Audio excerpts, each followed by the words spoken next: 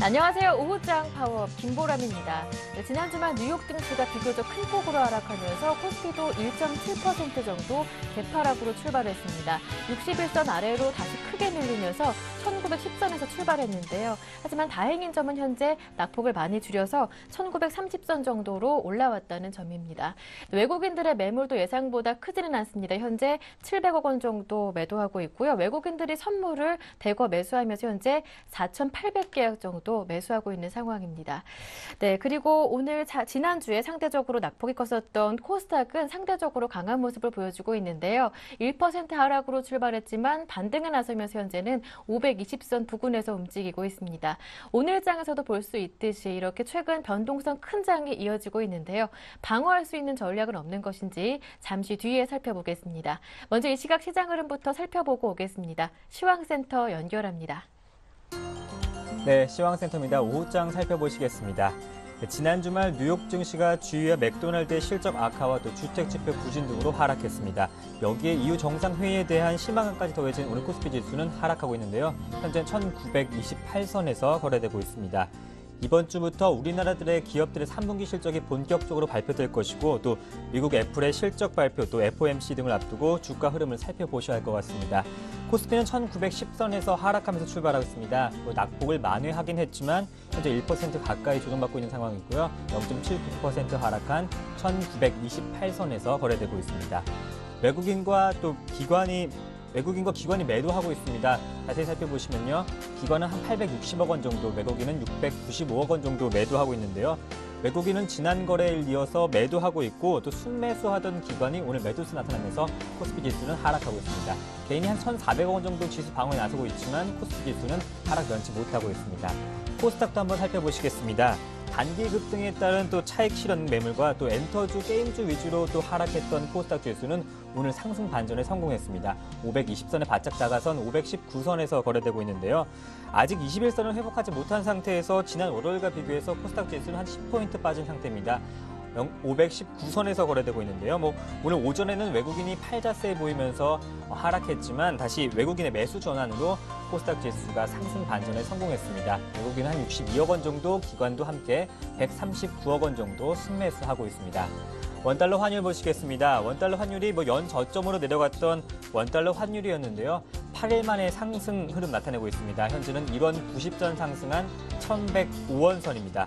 EU 정상회담에서 스페인과 그리스 재정 위기에 관련한 대책이 뚜렷하게 좀 제시되지 못한 점이 시장에 실망감을 안겨주긴 했지만 밤사이 유로화는 미 달러와 약세를 보였고 또 그 영향에 또 원화도 달러와 약세 보여주고 있습니다. 이번 주에는 유로존과 또 중국의 미국, 또 구매관리자 지수가 발표되고 또 FOMC가 예정돼 있는 데다 또 미국의 3분기 국내 총생산 지표도 발표돼서 대기 장세가 이어질 것으로 보여집니다. 현재 원달러 환율은 1,105선이고요. 이번 주는 1,100원대 붕괴가 또 걱정될 전망으로 보여지고 있습니다. 네, 이 시각 코스피 시가총액 상위 종목 살펴보시겠습니다. 네, 삼성전자가 상승 반전에 성공했죠. 0.08% 상승한 가운데 나머지 업종들은 모두 하락하고 있습니다. LG화학은 실적 발표를 했는데요. 실적 발표가 예상보다 좀 좋게 나오긴 했지만 3.6% 급락 나오고 있습니다. 오늘 자동차 업종이 많이 빠지고 있는데요. 기아차가 2.2%, 현대차는 1.5% 하락하고 있습니다. 부품주도 마찬가지로 2%대 가까운 하락률을 나타내고 있습니다. 코스피 시가총액 상위 종목 7위부터 12위 살펴보시면요. 한국전력이 1.8% 강세 나타내고 있습니다. 현대중공업도 1.8% 반대로 하락하고 있는데요. 금융주도 오늘 흐름 좋지 않습니다. 0.75% 삼성생명 조정받고 있고요. SK하이닉스도 0.86% 하락하고 있습니다. 코스닥 시가총액 상위 종목 살펴보시겠습니다. 코스닥은 코스피와 상대적으로 좀 상승하고 있습니다. 또 엔터주 SM이 0.6% 반등이 나오고 있고요. 파라다이스와 CJ 옵쇼핑도 각각 2.8%, 2.85% 코스닥 시장 대비 강한 흐름 나타내고 있습니다. 다음도 1.06% 상승하고 있습니다. 네, 시젠과 포스코, ICT를 제외하고 모두 다 상승하고 있습니다. 시젠이 3% 넘게 하락하고 있는데요. 인터플렉스가 5.4% 넘게 급등하고 있습니다. SK브로드밴드와 또 CJENM은 각각 0.65%, 1.04% 강보합권에 머물러 있습니다. 네, 다음은 이 시각 특징 업종 및 테마 살펴보시겠습니다. 전차 군단 주도주가 부재한 속에서 오늘도 부진하고 있습니다. 삼성전자는 반등에 성공했지만 대체적으로 전기전자 업종이 하락세입니다. 삼성 SDI와 또 삼성전기는 각각 2.9%, 2.8% 조정받고 있고요. SK하이닉스와 LG전자는 그나마 약보합권에서 흐름 나타내고 있습니다. 현대차와 기아차도 자동차 업종들 하락세 나타내고 있는데요. 자동차 업종도 한번 살펴보시겠습니다. 네, 현대차, 기아차 말씀드린 대로 1.5%, 2.25% 조정받고 있고요. 쌍용차만이 한 1.28% 상승하고 있습니다. 부품주도 만도는 2% 상승하고 있지만 현대모비스와 현대위아는 1.9%, 0.8% 시장 대비 하락하고 있는 상황입니다. 네, 건설주가 3분기 실적 우려에 대해서 약세 나타내고 있습니다. 자세한 흐름 보시겠습니다. 네, 대림산업을 필두로 전체적으로 2에서 3% 하락세 나타내고 있습니다. 불과 1, 2개월 전만 해도 해외 수주 여건 개선 등 호재가 있었지만 끝없는 추락 보여주고 있습니다. 오늘 건설주 하락하고 있습니다. 네, 한국이 환경 분야의 세계은행으로 불리는 녹색기후지금, 즉 GCF를 인천 송도에 유치하는 데 성공했다는 소식에 관련주들이 상승하고 있습니다. 네, 한솔홈데코와 또 이건산업도 글로벌 SM, 후성 모두 다 상승하고 있는데요.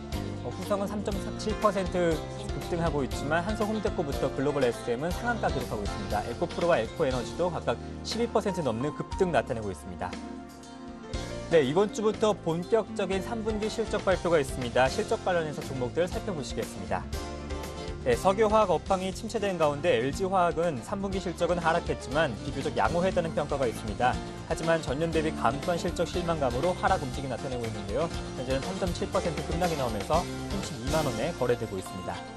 하나금융지주의 경우 한 2분기 대비 16%, 지난해 3분기 대비 14% 증가한 순이익 발표했습니다. 하지만 외환은행의 올해 3분기 순이익은 지난해 대비 7% 증가했지만 직전 분기인 2분기 대비 20% 감소했습니다. 주가는 하나금융지주와 또 외환은행 모두 다 하락하고 있습니다. 네, 이번에는 신규 분할로 상장한 종목들 살펴보시겠습니다. 한국콜마 홀딩스가 있겠는데요. 자세한 흐름 살펴보시겠습니다. 네, 분할로 신규 상장한 한국콜마가 급등했습니다. 현재는 12% 넘게 급등하면서 27,650원에 거래되고 있는데요. 한국콜마 홀딩스도 하반기 실적 강세 기대감에 한몫하면서 재상장한 후 이틀째 강세 이어가고 있습니다. 한국콜마 홀딩스와 한국콜마 모두 다 12% 상한가 기록하면서 거래되고 있습니다. 네, 이번엔 특징주 한번 살펴보실까요? 연일 걱정했던 DI가 오늘 상승 반전에 성공하고 있습니다. 이렇게 되면 전날까지 4거래일 연속 이어진 하한가 행진을 멈추는 모습인데요. 현재는 10% 가까이 급등하면서 7,540원 선에서 거래되고 있습니다. 네, 지금까지 시황센터였습니다. 네, 현재 코스피는 1929포인트로 전일보다 0.7% 정도 하락 중입니다. 외국인 쪽에서 700억 원, 그리고 기관 쪽에서 900억 원 정도 팔고 있는데요. 잠시 뒤 전문가와 함께 이 시각 시장 특징 자세하게 살펴보겠습니다. 시장 중계석이 이어집니다.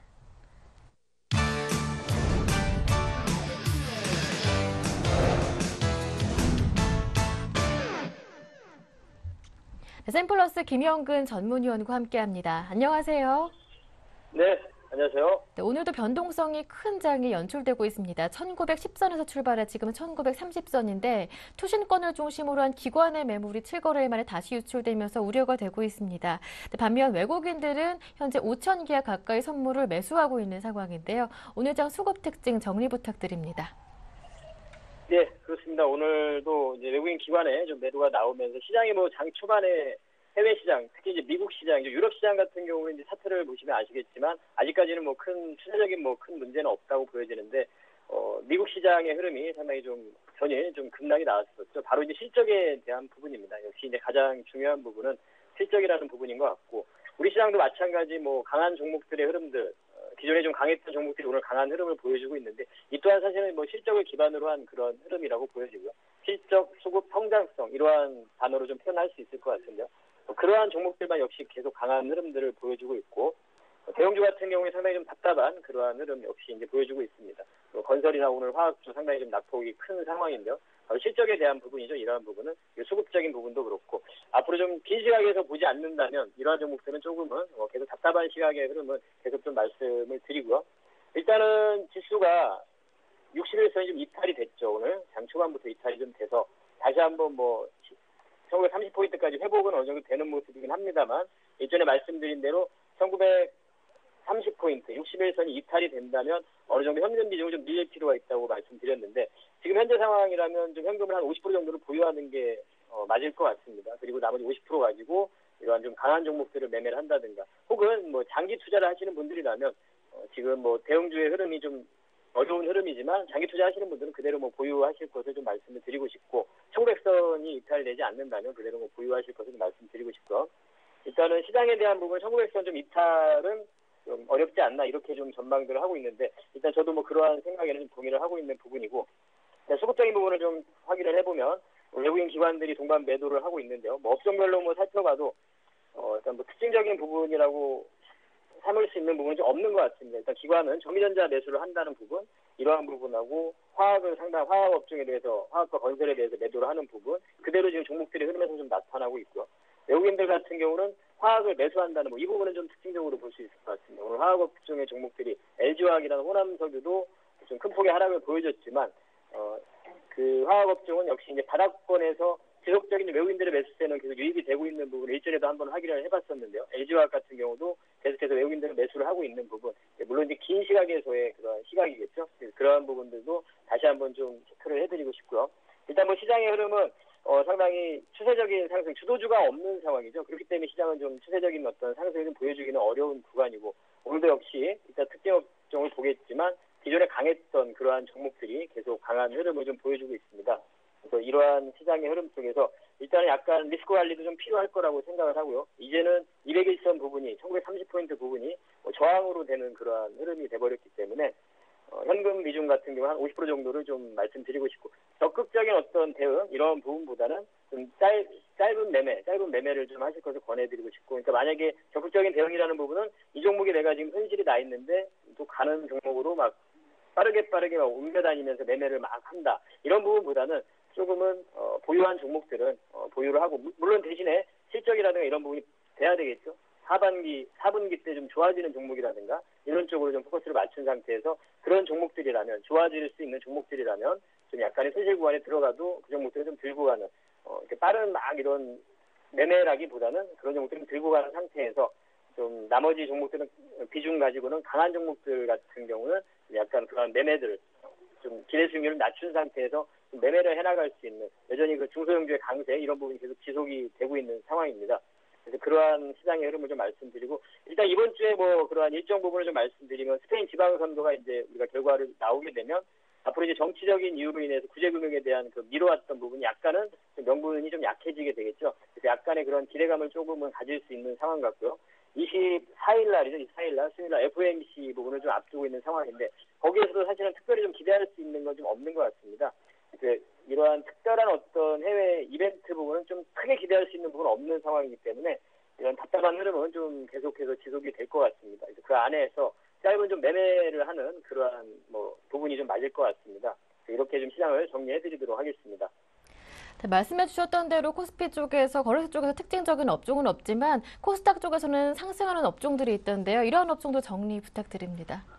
예, 오늘 이제 특징 업종들을 보면 기존에 뭐 계속 언급이 됐던 섹터입니다. 모바일 게임이라든가 전자 결제 부분, 뭐 화장품 관련, 중국 내수 관련한 화장품 그리고 오늘 같은 경우도 여행주도 상당히 좀 강한 흐름을 좀 보여주고 있고 그리고 오늘 단기적인 그러한 개별적인 이슈로 해서 탄소 배출권 관련 종목들, 녹색 기후 펀드가 송도에 유치가 되면서 그러한 종목들이 강한 좀 변동성들을 보여주고 있고 이러한 업종의 특징적인 흐름들이 나타나고 있고 물론 이제 그 부분에 좀 기반이 되는 부분 아까도 제가 시장에 대한 부분을 말씀드리면서 키워드를 좀 말씀드린 게 뭐 성장성 그리고 실적 수급 이렇게 좀 말씀드렸는데 뭐 당연한 그러한 부분이죠. 당연한 부분인데 그 부분이 확인되는 쪽만 계속해서 강한 흐름들이 나타나고 있다는 거죠. 그래서 이러한 실적이 기반이 되고 거기에 수급 코스닥 종목들도 제가 금요일 날도 말씀드렸지만 하락을 했다가 회복되는 그러한 회복력이 빠른 종목들, 복원력이 빠른 종목들, 수급에 의해서 기관이나 외국인들의 수급에 의해서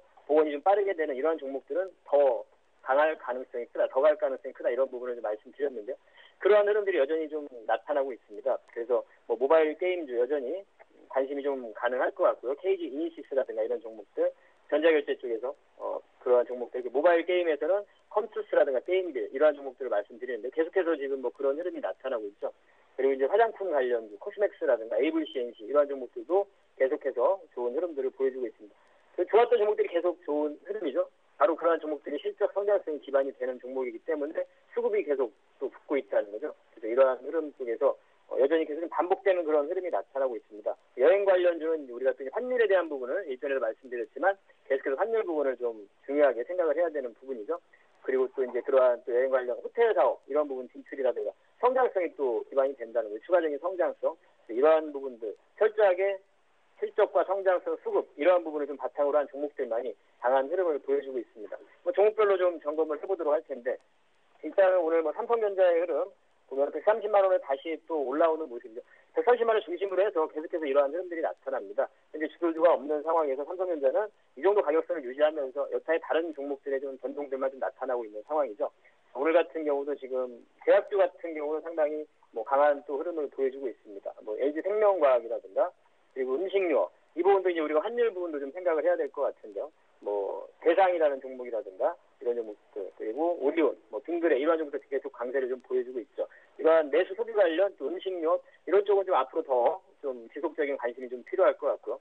그리고 오늘 또 특징적인 종목을 좀 보면 아까 말씀드린 화장품 관련 코스맥스라든가 AVCNC 여러분들이 차트를 좀 보시면 여전히 추세가 이렇게 유지가 되고 있는 코스맥스의 차트인데요. 유지가 되고 있는 종목들은 보유자들 같은 경우는 이탈하기 전까지는 그대로 보유를 하시는 그러한 전략이 좋을 것 같고 그리고 신규 매수 관점에서는 말씀드린 조정이 나올 때 접근을 했다면 그대로 보유를 하는데요. 마찬가지 기준은 추세가 이탈되는 순간은 신규 매수 접근한 그런 투자자들도 같이 좀 매도를 해야 되는 그러한 상황인 것 같습니다. 그래서 현재 지금 상당히 시장이 어떻게 흘러간다, 대형주가 간다, 중성주가 간다 이러한 부분보다는 철저하게 그러한 종목별로 실적과 수급 성장성이 되는 이러한 종목들만 계속해서 종목을 넓힐 필요는 없을 것 같습니다. 계속 반복이 되고 있죠. 그러한 종목들 안에서 계속해서 매매를 해나간다면 그러한 시장 그렇게 매매를 해나가야 되는 그러한 장인 것 같습니다. 그리고 말씀드린 대형주 쪽에서는 오늘 LG화학 같은 경우도 좀 3% 정도 하락을 하고 있는데 이 종목을 보유하고 있다면 과연 어떻게 해야 되냐? 이 종목을 매도를 하고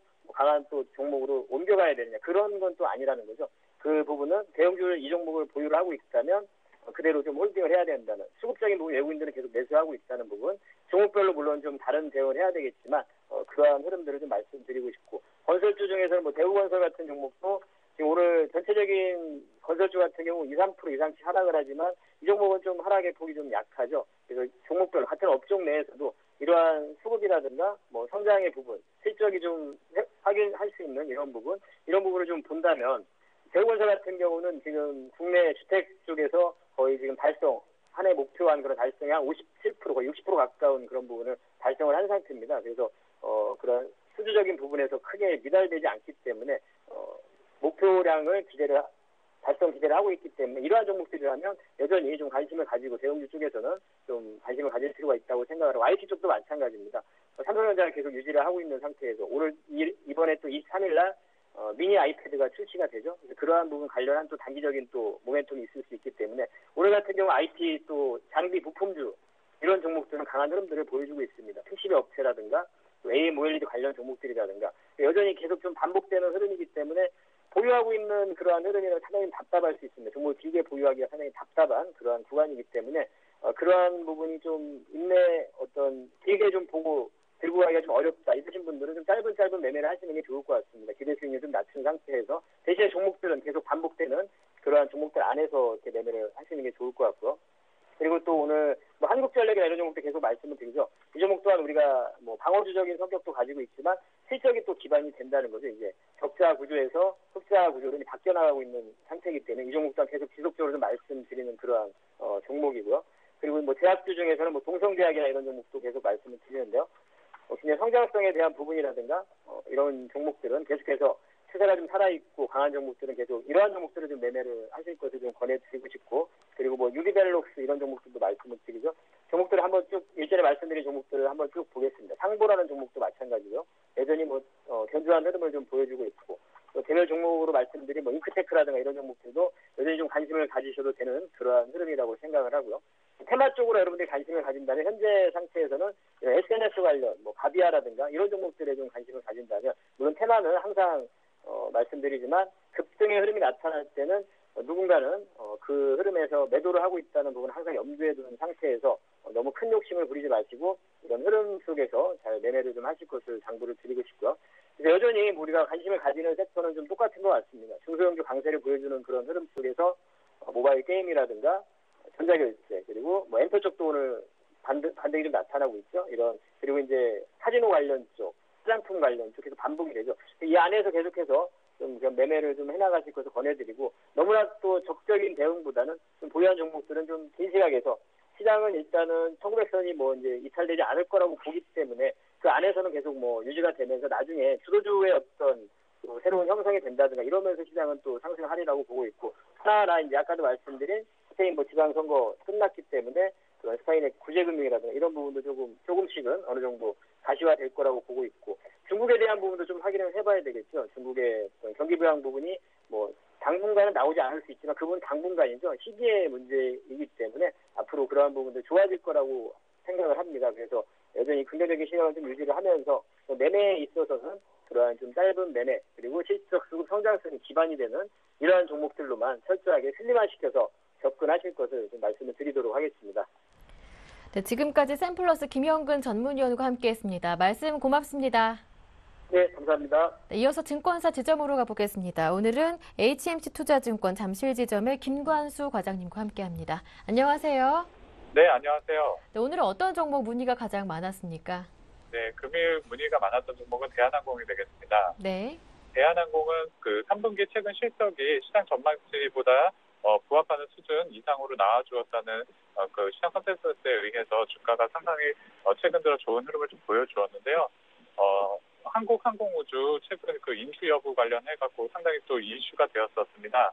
한국항공우주를 인수하게 되면은 다소 또 그룹사에 좀 어느 정도 리스크가 벌어지는 것이 아니냐 하는 좀 우려감에 그 불확실성이 증대되는 과정에 주가도 어느 정도 좀 조정을 좀 보여주었었고요. 현재 구간대에서는 가장 이슈로 보고 대응을 하셔야 될 것은 두 가지가 되겠습니다.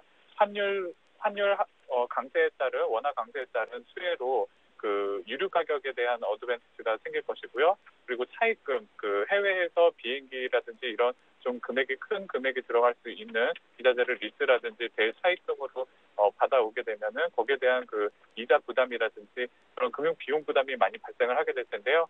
현재 원화 강세에 따라서 이런 부담금들이 어느 정도 좀 절감이 되어지는 효과가 발생을 하게 됩니다. 유류 가격도 마찬가지가 되겠고요. 그래서 현재 구간대에서는 대한항공 다소 좀 긍정적인 시각으로 접근을 하셔도 무방할 걸로 보여지고요. 일봉 차트로 보시게 되면 21선 윗부분에서 지금 현재 양봉과 음봉을 그리면서 어느 정도 좀 눌림목이 발생할 수 있는 구간대입니다. 그래서 21선 언저리 부분이 되는 48,500원 정도 선에서는 어느 정도 그 매수 대응이 가능한 구간대로 보여집니다. 목표 가격은 53,000원을 제시해드리겠고요. 손절 가격은 21선이 좀 훼손되어지는 구간대로 넘어가는 48,000원 이하부터는 손절 구간으로 자꾸 대응하셔도 무방할 것으로 보여집니다. 네, 목표 가격이 정확하게 어느 정도 가격대였나요? 53,000원이요. 예, 알겠습니다. 네, 지금까지 문의가 가장 많았던 종목이었고요. 그렇다면 HMC 투자증권의 오늘의 추천 종목은 어떤 종목인가요? 네, 오늘 추천드릴 종목은 그 스마트폰 관련해서 스마트폰에 들어가는 카메라용 자동 추천 모듈을 만드는 하이소닉이라는 종목입니다. 예, 하이소닉은 그 앞서 말씀드렸다시피 스마트폰에 보통 전면과 후면에 두 개의 그 카메라가 들어가게 되어지는데요. 여기에 들어가는 그 자동 초점 장치를 만드는 회사입니다. 최근 들어서 얼굴 인식이라든지 줌이라든지 각가지 그 카메라에 다기능이 들어가야 되기 때문에 이런 자동 초점 모듈에 대한 수요가 폭발적으로 증가하고 있는데요. 특히 그 스마트폰 출하량 증가로 인해서 영업이익이라든지 종사 실적이 개선되는 추이가 최근 들어서 상당히 주가에 반영되고 있기 때문에 주가도 급등하는 모습을 보여주고 있습니다. 2분기 매출액이 130억 원으로 전년 동기 대비해서 17%나 증가했고 3분기에도 이런 흐름이 이어질 것으로 예상되어지기 때문에요. 주가는 하반기로 갈수록 또 다음 달에 있을 아이폰 5 출시를 앞두고 주가 좀 더 견조한 흐름을 보여줄 것으로 예상합니다. 따라서 매수 가격은 오늘 종가를 매수 잡으시면 되시겠고요. 목표 가격은 7,000원, 손절 가격은 5,500원 제시해드리도록 하겠습니다. 네, 오늘 상승폭이 많이 늘어나서요. 현재 가격이 6,220원 정도, 이미 7% 이상 오르고 있는데 오늘 종가 매수 좀 부담스럽지 않을까요? 일단 상승 기조는 주간으로 봤을 때는요, 좀 더 상승 추이가 이어질 것으로 좀 예상이 되어지기 때문에요. 현재 구간대에서는 매수로 대응을 하셔도 크게 부담은 안 될 겁니다. 다만 오늘 급등을 해서 7% 이상 좀 급등을 했기 때문에 오늘 종가와 내일 시초가에서 대응을 하시면서 그 주가에 대응하시길 좀 권해드리겠습니다. 네, 하이소닉 오늘 종가나 내일 시초가에서 공략이 가능하다 말씀해 주셨습니다. 말씀 잘 들었습니다. 고맙습니다. 네, 감사합니다. 네, 지금까지 HMC 투자증권 잠실지점의 김관수 과장님과 함께했습니다.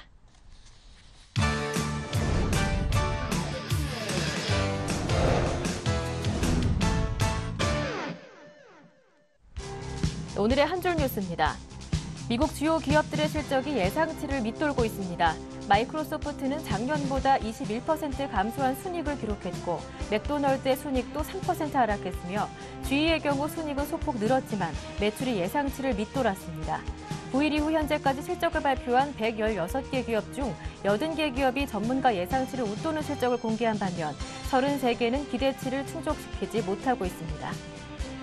18일부터 이틀간 열린 EU 정상회의가 눈에 띄는 성과 없이 막을 내렸습니다.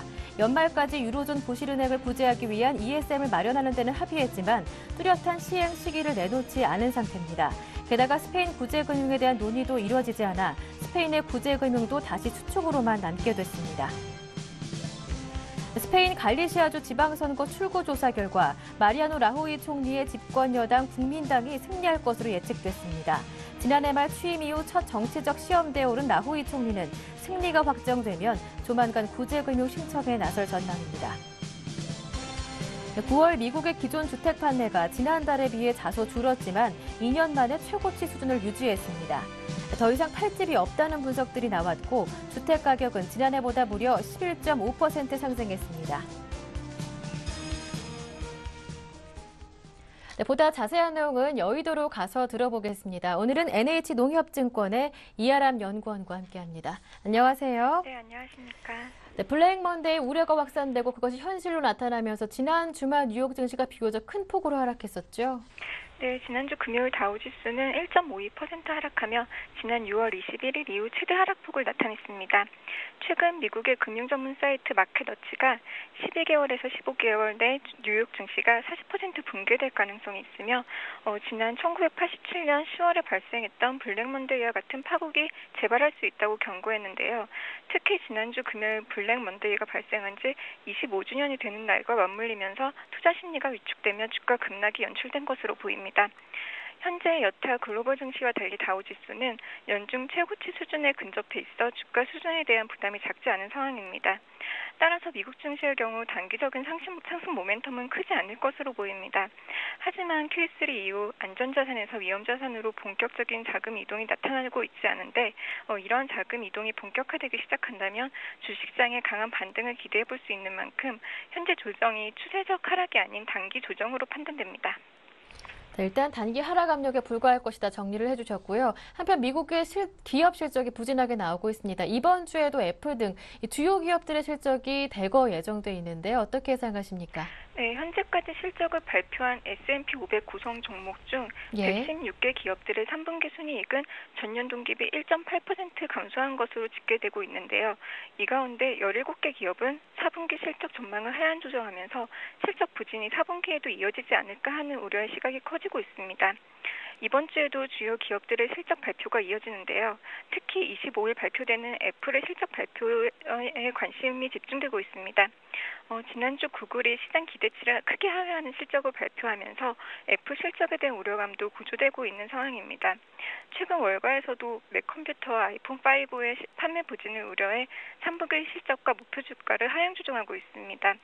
애플의 실적 발표에 앞서 23일에는 아이패드 미니가 공개되는데요. 이에 대한 시장의 반응이 25일 실적 발표와 이어지면서 주가에 반영될 것으로 보입니다. 현재 시장의 기대치가 낮아져 있기 때문에 만약 이번 주에 발표되는 주요 기업 실적이 기대에 미치지 못할 경우에 주식시장은 또 한 번 실망감을 드러낼 것으로 보입니다. 네, 말씀해 주셨던 대로 이번 주도 마찬가지겠고 계속해서 미국 기업 실적이 부담이 되면서 코스피 또한 주춤한 흐름을 이어가고 있는데요. 전략은 어떻게 세워볼까요? 네, 현재 미국 S&P 500 기업의 3분기 실적은 전년 동기비 1.7% 감소할 것으로 예상되는데 최근까지 이어진 하향 조정으로 실적에 대한 기대감은 크지 않은 상황입니다. 하지만 최근 발표된 주요 기업들의 실적이 예상치를 하회하면서 시장의 부담으로 작용하고 있습니다. 특히 3분기 보증을 딛고 4분기에는 실적 모멘텀이 살아날 것으로 예상하고 있는데 최근 몇몇 기업들이 4분기 실적 전망에 대해 하향 조정하면서 우려를 키우고 있습니다. 이렇게 실적 부진도 부담 요인이지만 이와 함께 20여일 앞으로 다가온 미국 대선 결과 불확실성과 재정 절벽 가능성이 주식시장의 변동성을 키우는 요인으로 작용하고 있습니다.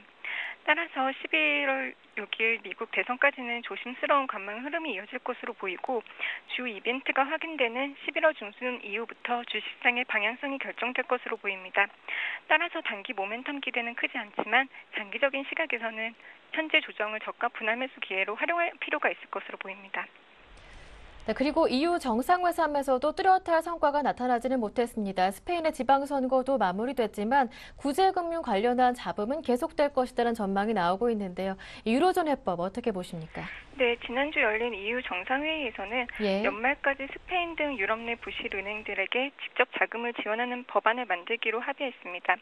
하지만 구체적인 세부 내용이나 시기 등은 언급되지 않았고 특히 주요국 선거 일정이 줄줄이 이어지면서 합의가 시행되기까지는 상당한 시간이 소요될 것으로 전망됩니다. 특히 앙겔라 메르켈 독일 총리는 은행 동맹을 최대한 미루자는 입장을 고수하고 있어 내년 9월까지는 은행 동맹 합의가 어렵지 않겠느냐는 분석도 제기되고 있습니다. 이와 함께 이번 정상회담에서 관심을 모았던 이슈 중 하나가 스페인과 그리스의 구제금융과 관련하여 어떤 진전이 있을지 여부였는데요. 스페인 구제금융에 대한 논의는 이뤄지지 않았고 그리스에 대해서도 그리스의 긴축 노력을 긍정적으로 평가하고 있다는 정도로 그치면서 추가 진전 없이 실망스러운 결론을 내보였습니다. 이에 따라 유로존 문제는 빠른 해법을 찾지 못하고 지지부진한 흐름이 이어질 것으로 전망되고 있고 스페인 지방선거와 미국 대선이 종료된 이후 11월 12일 예정된 EU 재무장관 회의에서는 좀 더 구체적인 정책 결정들이 제시될 수 있을 것으로 보입니다.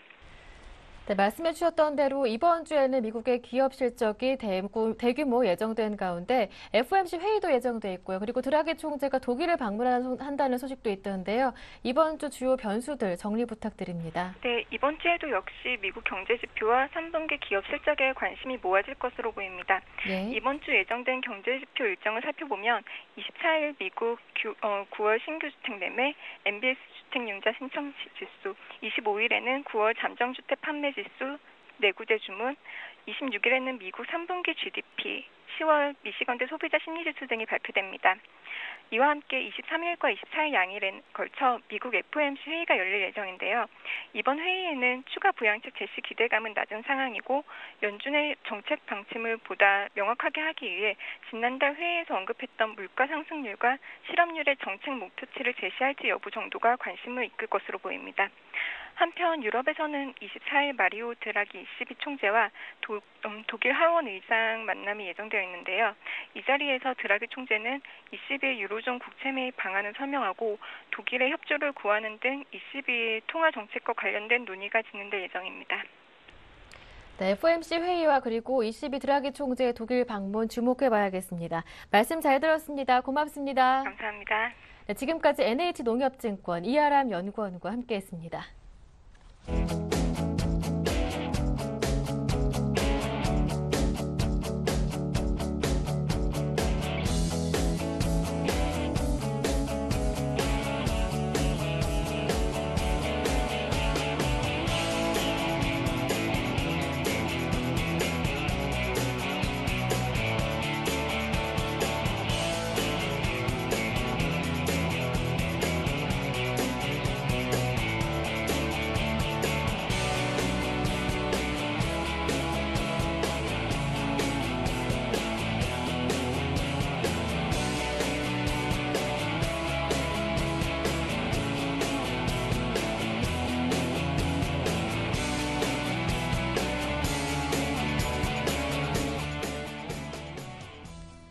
네, 지금부터는 보다 구체적인 해외 이슈 분석해드리고요. 국내 증시 영향까지 꼼꼼하게 짚어보도록 하겠습니다. IM투자증권 김동섭 이사님과 함께합니다. 안녕하세요. 네, 안녕하세요. 네, 앞서 뉴욕 증시 지난 주말 비교적 큰 폭으로 하락했습니다. 4개월 만에 낙폭이 계속 가장 컸다고 하던데요. EU 정상회담에서 뚜렷한 성과가 없었던 가운데 지표와 기업 실적도 안 좋았었죠? 지난주 금요일 날 하락은 좀 의외였다라고 예. 보여주고 있는데요. 미국이 지난주 사실 그 옵션 만기도 같이 껴 있었습니다. 네. 그래서 외부적인 변수하고 내부적인 변수가 복합 혼재돼서 시장의 움직임을 보였는데요. 일단 외부적으로는 그 EU 정상회담에서 스페인이 구제금을 신청하든가 아니면은 정상회담에서 은행 감독에 대한 부분이 정확하게 결정 나는지 여기에 굉장히 관전 포인트가 있었는데 아무 결과가 없었죠. 물론 어느 정도 그 합의는 이루어냈지만 구체적 사항이 없다라는 것이 문제가 됐고 오히려 메르켈 총리가 승리했다라는 그런 표현까지도 나올 정도입니다. 그래서 어떤 은행 감독에 대한 시간표가 좀 더 늦춰진 상황이다라고 보여지고 있고 그러면서 이제 시장의 불확실성은 계속 유지된 상황이다라고 보시면 될 것 같고요. 그래서 이제 중요하게 본 것 중에 하나가 뭐냐면 유로존보다는 미국 자체의 지표와 그다음 실적이었는데 주택 지표는 전달 대비 1.7% 정도 감소를 하는 모습이었고요. 그다음에 실적이 너무 안 좋다 보니까 미국의 반도체 기업인 AMD라든가 마벨 테크놀로지 같은 경우에는 거의 뭐 14%, 15% 하락을 보였죠. 그 영향이 굉장히 컸습니다. 이 영향으로 해서 이제 시장에는 상당한 그 충격이 됐고 또 만기날이 있기 때문에 그날로 인해서 주가는 추가적인 더 하락을 했던 모습이 아닌가. 그 영향이 이제 아시아 시장에 그대로 영향을 주고 있지만 아시아는 대체적으로 선방을 하겠습니다. 특히 지난주 금요일날 미리 아시아장은 좀 조정을 줬죠. 우리나라 같은 경우에는 거의 뭐 1% 정도 조정을 줬기 때문에 일부 선반영했다라고 접근해야 될 것 같고요. 오늘 새벽에 끝난 스페인의 그 지방정부 선거에서 스페인 집권당인 국민당이 일단 다수의 의석을 차지하는 상황이 발생했기 때문에 추가적인 구제금융 가능성이 시장에 반영이 되는 것 같습니다. 오늘 하락분을 상당히 돌리고 있는 모습이다라고 말씀드릴 수 있고요. 오늘 수급을 보시면 수급이 그렇게 좋은 상황은 아닌 것 같습니다. 외국인들이 한 670억 정도 매도하고 있고요. 기관이 900억, 그다음에 개인이 1,510억인데요. 기관 중에서 기금만큼은 250억 정도 매수를 하고 있는 모습이 특징이다라고 보시면 되겠고 프로그램에서 70억 정도가 시장에 나오고 있는 출회되는 유입이 되고 있는 상황이다라고 보시면 될 것 같습니다. 지금 그 업종별 모습을 보시면은 개인들이 주로 많이 사는 종은 화학하고 운송장비 쪽에서 많이 사고 있고요. 그 외에 건설업이나 금융, 아마 건설업 쪽은 그 GCF라서 녹색기후 기금이 독일을 제치고 국내에 유치가 됐습니다. 이거로 인해서 아마 건설주들이 좀 매기가 좀 들어오는 것이 아닐까라는 생각이 들고 있고요.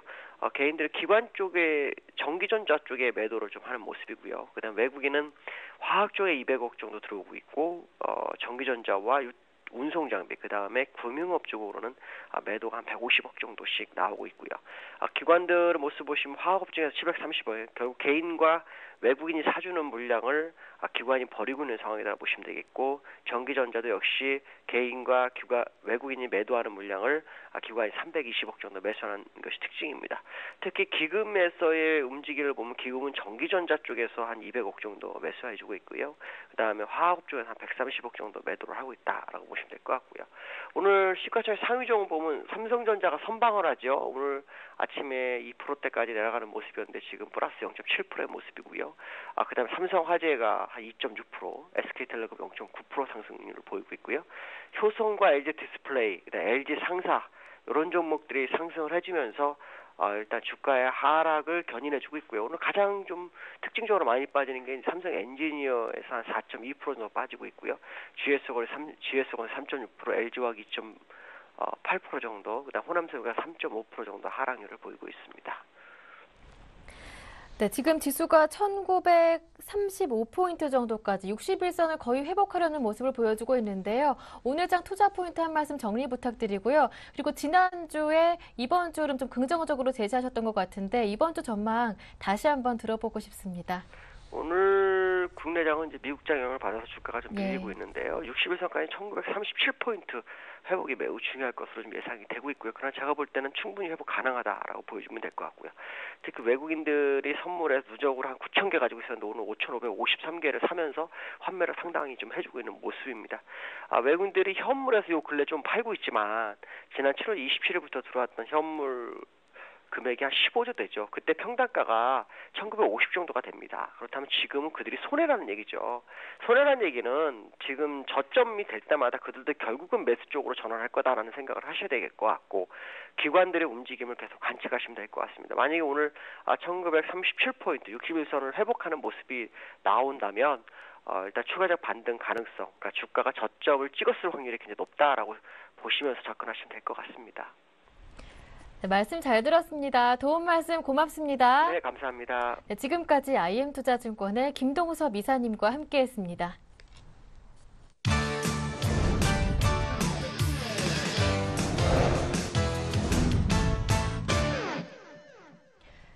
네, 지금부터는 보다 구체적인 오후장 전략을 세워드리고요. 전문가의 포트폴리오도 공개해드리겠습니다. 오늘은 우지투자컨설팅의 이성규 팀장님과 함께합니다. 안녕하세요. 네, 안녕하십니까. 네, 이번 주 다양한 이벤트들이 예정돼 있습니다. 일단 EU 정상회담 기대는 많았지만 뚜렷한 성과가 없는 가운데 이번 주는 또 미국의 기업 실적이 부담이 되겠어요? 네, 그렇습니다. 일단 지난주에 금요일 날 미국 시장이 굉장히 큰 폭으로 하락을 했습니다. 뉴욕 시장이 굉장히 큰 폭으로 하락을 했었는데요. 크게 세 가지 이슈가 있었습니다. 첫 번째는 미국 실적 발표에 대한 그런 경계감들이 있었고요. 근데 실제로 좀 안 좋게 나오다 보니까 일단 그런 점들은 근데 시장에서 어느 정도 실적이 안 좋을 것이다라는 예상은 있었는데 예상치를 하회했죠. 그게 좀 큰 문제가 됐었다라고 이렇게 보시면 되겠고요.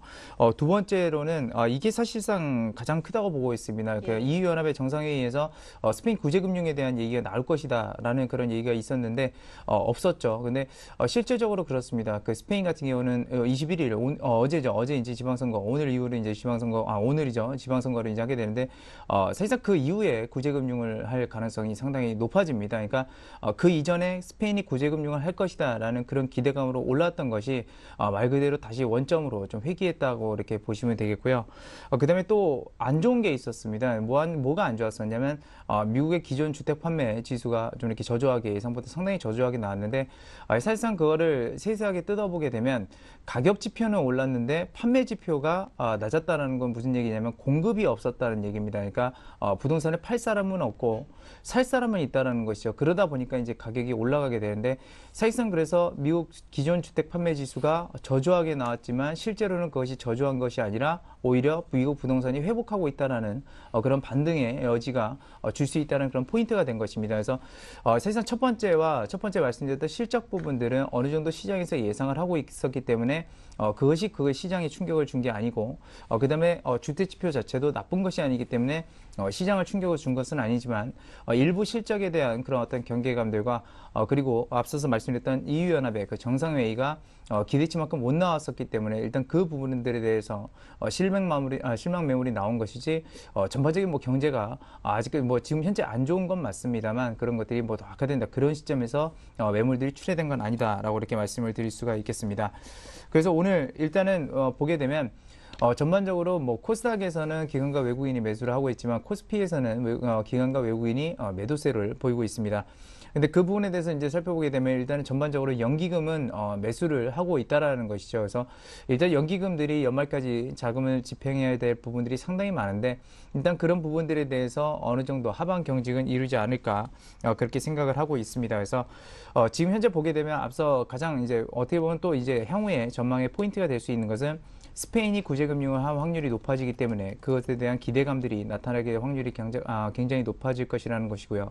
그리고 미국의 기존 주택 판매 지수가 적게 나왔다는 것은 그만큼 공급이 적기 때문에 미국에서 일종의 말하면 건설 경기가 회복할 확률들이 굉장히 높다라는 것입니다. 그래서 우리나라 또한 역시나 그 건설 섹터와 관련된 기업들이 다시 한번 상승세를 이룰 수 있다는 점 좀 말씀을 드리면서 코스피 쪽에 물론 오늘 장에서도 부진합니다만 저점에서부터 상당히 많이 올라왔습니다. 그래서 대형주 위주의 그런 편입 여건도 좋고요. 다만 그 대기업들의 실적이 안 좋았던 미국의 실적이 안 좋았던 이유와 우리나라의 실적이 안 좋은 이유 중에 하나는 상반기에 워낙에 매출액이 많이 나왔고 이익이 좋았기 때문에 그런 부분들이 기저효과로 깔리게 되면서 상대적으로 안 좋은 것이지 실제로 그렇게 실적이 나쁜 것만은 아니다라고 이렇게 말씀을 드리겠습니다. 그래서 조정 시에 오늘 같은 장 조정 시에는 매수 전략이 유효했다는 점 말씀을 드릴 수 있겠고요.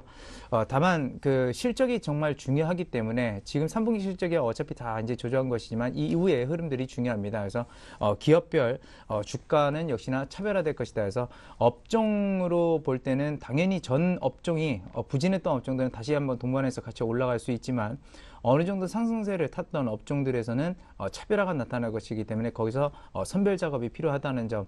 그래서 만약에 실적이 좋거나 그런 기업들은 고점에 있더라도 다시 한번 추가적으로 올라갈 확률이 높기 때문에 그런 점들은 보유 관점에서 이렇게 좀 대응을 하시기 바라겠고요. 실적이 안 좋고 전반적으로 안 좋은데 업종 자체가 이렇게 흘러내렸다고 한다면 그런 업종들에 대해서는 일단은 그런 기대감을 낮추고 분할 매수 전략으로 좀 오늘장 대응하시기 바라겠습니다.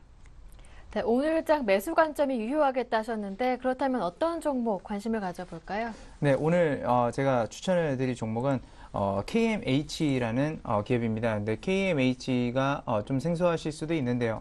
이 KMH는 이제 어떤 회사냐면 이제 방송 송출 사업을 하는 회사입니다. 근데 내년부터 우리나라가 디지털 방송으로 이제 전부 전환을 하게 되죠. 근데 그렇습니다. 뭐 디지털 방송으로 전환했을 때 그게 뭐 그렇게 방송 송출 사업이 수혜냐라고 할 수 있는데 사실상 이 방송 송출 중에서도 이 디지털 방송을 송출했을 때는 매출액이 한 80% 정도 이익이 증가하게 됩니다. 물론 영업이익이나 그런 것들은 이제 비용이 들어가기 때문에 상대적으로 다운될 수도 있겠죠. 하지만 그 KMH 같은 경우는 자회사가 이 방송 송출 장비를 만들기 때문에 동종업계보다는 상당하게 그 원가 개선율이 높아질 것으로 좀 예상이 되고 있습니다. 그래서 우리나라 총 55개 채널의 방송 송출 사업을 하고 있고요.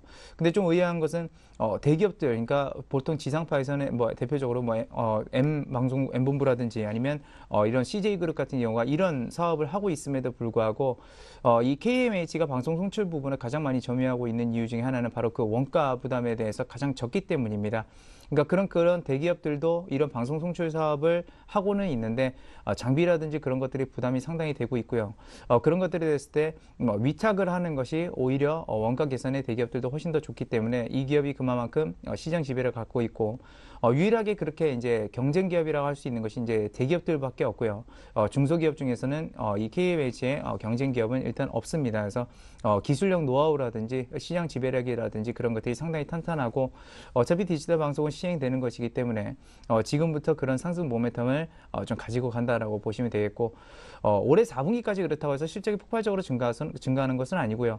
내년 1분기부터 조금씩 가시화될 것으로 예상되고 있기 때문에 일단은 장기적 관점에서 보유하고 있지만 일단은 단기적인 어떤 흐름세가 좀 좋기 때문에 1개월 정도 보유 기간을 잡았습니다. 그래서 매수가 같은 경우는 현재가에서 충분히 매수가 가능하고요. 조정 시에는 추가적으로 또 매수도 가능합니다. 그 상대적인 PER 같은 경우는 지금 현재 7배수지만 성장률이라든지 내년 매출액이 증가하는 추이로 봐서는 PER이 무려 5배 수준까지 떨어져 있는 그런 기업이다라고 보시면 되겠고요. 재무구조도 상당히 탄탄합니다. 그래서 손절가는 이전에 저점을 다지고 올라왔던 7,000원 선 좀 제시를 해드리도록 하겠고요. 목표 주가는 8,500원 선을 목표 주가로 제시를 해드리도록 하겠습니다. 네, 이어서 이성규 팀장님의 지난주 포트폴리오 확인해 보겠습니다. 새 종목이었죠. 바로 더존비지온 아세아텍 TV로직인데요. 수익률 확인합니다. 더존비지온은 12% 수익 중이고요. 아세아텍과 TV로직 조금 아쉽습니다. 이 세 종목 AS 받아보겠습니다. 더존비지온부터 한번 간단하게 받아볼게요. 네. 더존비지온 같은 경우는 일단 시장의 등락에 의해서 같이 좀 움직였습니다. 근데 그렇게 그렇게 움직일 만한 여건들은 없다라고 이렇게 보시면 되겠고요. 그렇기 때문에 긍정적이다라고 보시면 되겠고, 그 다음에 아세아텍 같은 경우도 마찬가지입니다. 그냥 시장 충격에 의해서 그런 거기 때문에 물론 손절가를 좀 내렸습니다. 그런 부분들 감안하시면서 보유 관점 말씀을 드리겠고요. TV로직은 앞서 말씀드렸던 오늘 종목이죠. KMH랑 같은 업군이기 때문에 역시나 동반 보유하면서 포트폴리오 전체로 가져가는 방향 방향 가져가는 방향으로 그렇게 전략을 제시해드리도록 하겠습니다. 네, 지금까지 우진투자 컨설팅의 이성규 팀장님과 함께했습니다. 말씀 잘 들었습니다. 고맙습니다. 네, 감사합니다. 네, 오늘 저희가 준비한 내용은 여기에서 마무리 짓겠습니다. 저는 내일 오후 1시에 다시 오겠습니다. 함께해 주신 여러분 고맙습니다.